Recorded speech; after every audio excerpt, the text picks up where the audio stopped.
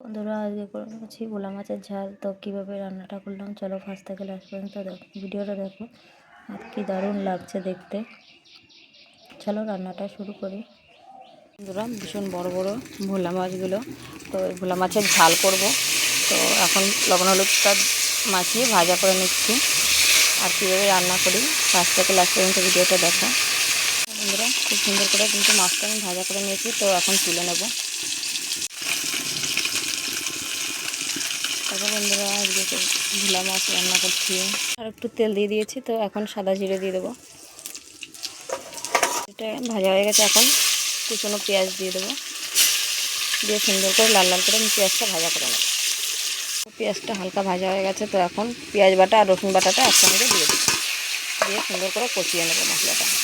সুন্দর পেঁয়াজটা কিন্তু সুন্দর করে কষানো হয়ে গেছে বাটাটা। এখন আমি বাটা মশলাটা দিয়ে দেবো, আদা বাটা, জিরে বাটা আর লঙ্কা বাটা। সুন্দর করে এখন মশলাটা কষিয়ে নেবো। দেবো টমেটো কুচিটা, দিয়ে দেবো একটু লবণ স্বাদ মতো, দুধ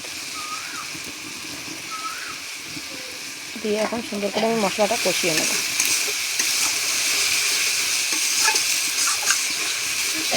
মশলাটা কষানো হয়ে গেছে, তো এখন জল দিয়ে দেবো আমি। এখন ঝোলটা ফুটতে থাকবে। দেখো ঝোলটা ফুটে গেছে, তো এখন আমি মাছগুলো দিয়ে দেবো।